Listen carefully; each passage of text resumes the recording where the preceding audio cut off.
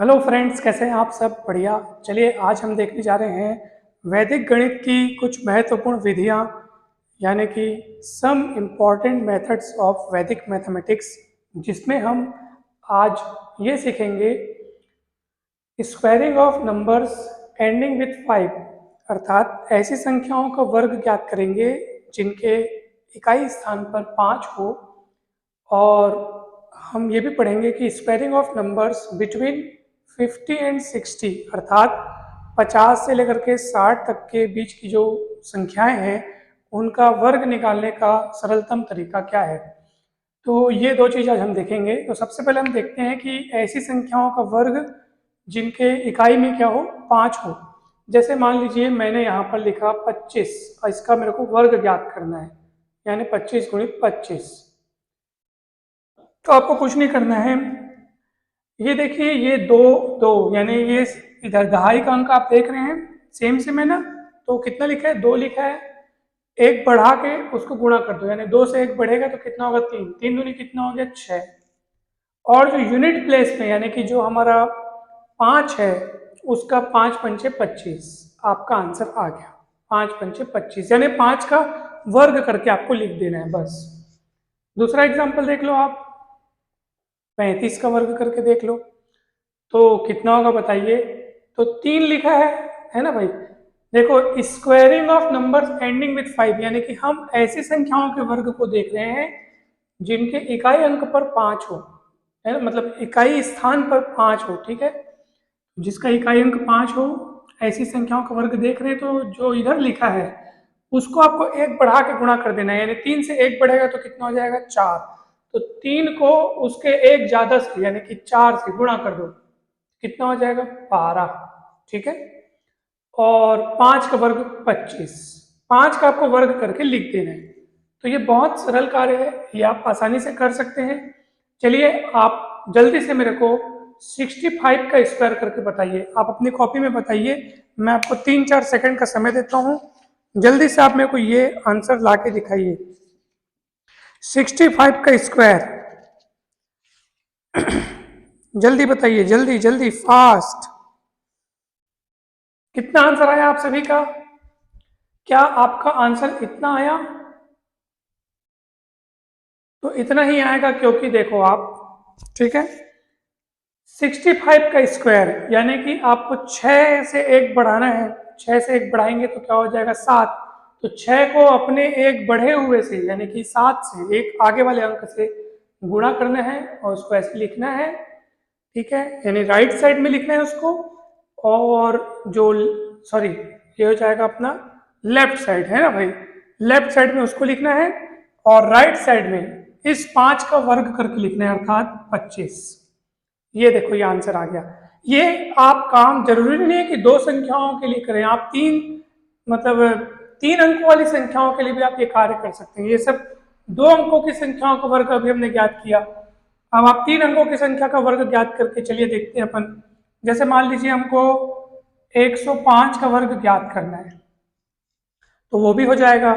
10 लिखा है यहाँ पे, ठीक है, 10 लिखा है। सिर्फ इकाई अंक 5 को छोड़ के जो भी यहाँ पे लिखा है उसको एक ज्यादा से गुणा करो। तो 10 को अगर हम 11 से गुणा करेंगे तो कितना आएगा? 110। और इस 5 का वर्ग कर दो, 25। आपका आंसर आ गया। बहुत सरल है ये, बिल्कुल चिंता नहीं करनी है। तो देखो इस तरीके से बन गया। आइए देखते हैं 115 का वर्ग करके, चलिए देखते हैं कितना होता है। 115 का वर्ग कितना होता है देखते हैं। तो 11 से 1 बढ़ाओगे तो कितना होगा? 12 होगा। 11 गुणित 12, ये आएगा आपका 132 आएगा, है ना। 132 आएगा ये। और 5 पंचम 25, उसको साइड में लिख देना है ऐसे। ठीक है, तो ये इस तरफ वाला हिस्सा 5 का वर्ग 25 और इस तरफ वाला हिस्सा 11 को 1 बढ़ा करके आपको मतलब कि 11 से 1 ज्यादा क्या हुआ? 12। तो दोनों को आपस में गुणा करके लिखना है ऐसे। तो इस तरीके से ये कार्य आप करेंगे, बहुत सरल है और मुझे आशा है कि आपको बहुत अच्छे से समझ में आ गया होगा। तो अब चलिए हम देखते हैं। अच्छा, एक और बात, अभी तो हमने ऐसी संख्याओं को देखा जिनका हमें वर्ग करना है और जिनके इकाई अंक जिनका इकाई अंक क्या है 5 है। अब इसी ट्रिक को हम और किस काम में लगा सकते हैं, अब वो देखेंगे।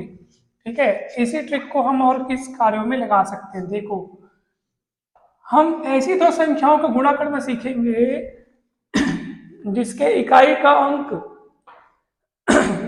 जिनके इकाई अंकों का योग जो होगा वो 10 होगा। जैसे एग्जाम्पल के लिए मान लीजिए मैं आपको बोल रहा हूं भाई 53 और 57 को आप गुणा करो।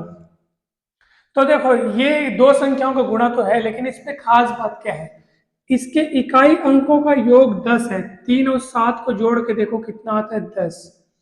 ठीक है, इकाई अंकों का योग 10 होना चाहिए और उसको छोड़ के जो बचे हुए अंक वो सेम सेम होने चाहिए। ठीक है, दो दो चीज है, इकाई का अंक का जो इकाई अंकों का योग 10 हो और बचे हुए शेष अंक दोनों संख्याओं में सेम सेम हो। तो इस स्थिति में भी आप वही तरीका लगाएंगे जो अपन ने अभी लगाया था, यानी कि 5 5 लिखा है। ठीक है, तो एक बढ़ा करके 6 से गुणा कर दो, 6 5 5 6 30, और इन दोनों को चुपचाप गुणा कर दो, 7 से 21, खेल खत्म, आपका आंसर आ गया। अब आप बोलेंगे सर वो ट्रिक यहाँ पे क्यों काम कर रही है जो आप पहले बताए थे, क्योंकि असल में उस समय भी यही बात थी। आप देख लो, इकाई अंकों का योग 10 है, 5 5 कितना होता है, 5 और 5 जोड़ोगे तो 10 होता है ना, और ये वाला अंक सेम हुआ ना, तो बात तो सेम है ना, इसीलिए वो वाली ट्रिक यहाँ पे भी अपन लगा पा रहे हैं। भले ये 5 5 10 हो, चाहे 7 3 10 हो, क्या दिक्कत है ना। तो आप बताइए, क्या इसका आंसर आप बता सकते हैं मुझे? 4 और 6 10 होता है कि नहीं होता है? होता है सर। इकाई अंकों का योग 10 होना चाहिए और उसके इकाई अंकों के बाद जितने भी नंबर्स हैं दोनों संख्याओं में वो सेम सेम होने चाहिए। तो ऐसी स्थिति में 6 6 है तो 6 को एक बढ़ा करके, यानी 6 सत्तम 6 सत्ते 42 और 4 छक्के 24, ये आपका आंसर आ गया। आ गया, वाकई में आपका आंसर आ गया। देखो, कहीं भी आपको कोई डाउट नहीं होगा, आप देख लो। चलो मैं आपको एक होमवर्क देता हूँ, अभी होमवर्क नहीं, अभी तुरंत आप इसका मेरे को आंसर बताएंगे। आप मुझे बताइए 82 गुणित 88 का आंसर बताइए कितना आता है। आपको मैं 5 सेकंड का समय देता हूँ, आप जल्दी से इसको बताएंगे। तो क्या आपने इसका आंसर ला लिया? चलिए, क्या आपसे आंसर इतना ही आया क्या? देखो जरा, इतना ही आया है। कैसे आया इतना? इकाई का अंक का योग है ना भाई, 2 और 8 10 होता है, और ये बाकी बचे सेम सेम है। तो बाकी बचे अगर सेम सेम है तो उन्हीं अंक को एक बढ़ा करके आप गुणा कर दो, 8 या 72, और ये दोनों गुणा करके लिख दो, 2 8 16, आपका आंसर आ गया। ये कार्य आप 3 अंकों वाली संख्या में भी कर सकते हैं। 103 गुणित 107 करना हो अगर, तो देख लो, इकाई अंक का योग 10 होता है कि नहीं होता है ना भाई। इकाई अंक 3 और 7 का योग 10 होता है, यस होता है, और उसके बाद के बचे हुए अंक सेम है, हाँ जी सेम है। तो क्या करना है, वो जो सेम सेम अंक है उसको लिख दो एक बार, और उसके आगे वाले अंक से उसको गुणा कर दो, तो 110 हो जाएगा। 110 हो गया, 10 11 में 11 दाहम 110, और 3 सत्तम 3 सत्ते 21। ठीक है, तो ये आपका आंसर आ गया। कितना सरल था बताइए। तो ऐसे आपको बनाना है। और अब एक गजब की बात सुनो, जैसे चलिए मान लो यही वाला तरीका अगर मैं इसमें लगाता हूं,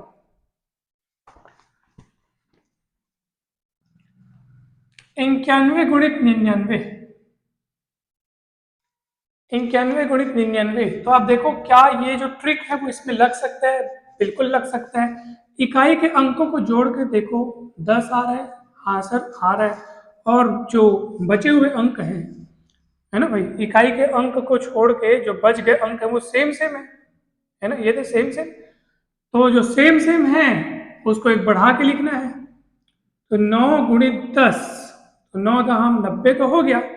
लेकिन अब थोड़ा सा ध्यान रखना है, आप बोलोगे सर आप ठीक है इकाई इकाई अंकों का गुणा करके लिखो, तो 9 एकम 9 में लिखूंगा, मगर उसको 9 न लिख के 0 नहीं लिखूंगा। अब आप बोलेंगे ऐसा क्यों? तो सुनो ध्यान से, अभी तक हम लोग जितने भी एग्जाम्पल पढ़े उन पढ़े हुए एग्जाम्पल्स में आप देखे होंगे कि जब हम इकाई अंकों को गुणा करते थे तो 2 अंकों वाली संख्या मिलती थी, जैसे 2 8 16, है ना, और ये 5 पंचम 25, 3 सत्ते 21, है ना, 5 पंचम 25 इसका आंसर लाए थे ना हम लोग, 12 25 करके इसका आंसर आया था, 3 सत्ते 21, यानी इकाई इकाई अंकों को गुणा करने पर ना 2 अंकों की संख्या आनी चाहिए, उसको 2 अंकों की संख्याओं के रूप में लिखना है। अगर आपसे 1 अंक की संख्या आ रही है तो सामने में 0 लगा करके आप उसको 2 अंकों की संख्या बनाएंगे। जैसे यहाँ पर 9 एकम 9 आ रहा था, 9 सिर्फ 1 अंक आ रहा था, तो उसको 2 अंकों की संख्या बनाने के लिए उसको सामने 0 लगाए और ये 9 को एक आगे बढ़ा करके 10 से गुणा किए तो 9 दाम 90, यानी आपका आंसर आया 9009। अब इसको कंबाइन करके मिला के लिख दीजिए, ये ऐसे, ठीक है। 9 एकम 9, उसको 0 9 करके लिखना है और 9 को एक आगे बढ़ा के 10 से गुणा करना है, तो 9009 करके आपका आंसर आया है, ठीक है। इस तरीके से आपको इसका आंसर लाना है, घबराने की बात नहीं है, बहुत सरल है ये। चलिए अब हम देखते हैं squaring of numbers between 50 and 60, यानी कि ऐसे नंबरों का, ऐसी संख्याओं का स्क्वायर जो कि 50 और 60 के बीच में है। तो चलिए देखते हैं। देखिए, मान लीजिए मैंने कोई संख्या ली, 52 का स्क्वायर मुझे मान लो पता करना है। किसका स्क्वायर पता करना है? 52 का। तो मैं क्या करूंगा पता है क्या? 52 50 और 60 के बीच में है क्या? तो आप बोलेंगे यस सर ये तो है। तो ऐसी अवस्था में हमें क्या करना चाहिए? सबसे पहले तो इकाई के अंक में ध्यान दीजिएगा, इकाई के अंक में, इकाई का अंक क्या है? 2। उस अंक में आप 25 जोड़ दीजिए। कितना जोड़ दीजिए? 25 जोड़ दीजिए। इकाई के अंक में 25 जोड़ दीजिए और उसको आंसर लिखते समय उस तरफ लिखें, उस तरफ अर्थात लेफ्ट साइड।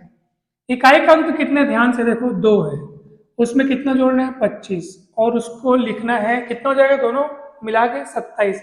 उसको लिखना है हमारा जो आंसर बन रहा है उसके उधर वाली संख्याओं को, मतलब उधर लिखना है, मतलब लेफ्ट साइड लिखना है। और राइट साइड क्या लिखना है सर? राइट साइड वाला भी बता दीजिए। कुछ नहीं करना है, राइट साइड में ये इसका स्क्वायर करके लिख दो। 2 का स्क्वायर करेंगे तो 4, लेकिन आपको 2 अंकों की संख्याओं के रूप में लिखना है तो 2704 इस टाइप से लिखना है, ठीक है। कहीं दिक्कत नहीं आएगी, बहुत सरल है, ठीक है। फिर से एक बार बता देता हूं मैं, इकाई का अंक जो है उसमें आपको क्या करना है? 25 जोड़ना है, ठीक है। और जो मिल रहा है दोनों का टोटल, उसको आपको आंसर लिखते समय सबसे लेफ्ट साइड लिखना है, लेफ्ट साइड उधर उधर। और राइट साइड क्या लिखना है?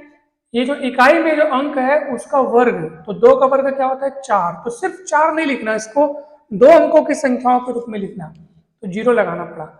जैसे एग्जाम्पल के लिए मुझे 57 का वर्ग चाहिए, तो क्या करूंगा मैं? इकाई के अंक में क्या जोड़ूंगा? इकाई का अंक कितना है? 7, उसमें क्या जोड़ूंगा मैं? 25, ठीक है, 25। तो इकाई के अंक में जब मैं 25 जोड़ूंगा तो टोटल कितना हो जाएगा? 32। 7 प्लस 25 ना, 7 प्लस 25 कितना हो जाएगा? 32। तो ये 32 लिख लिया मैंने।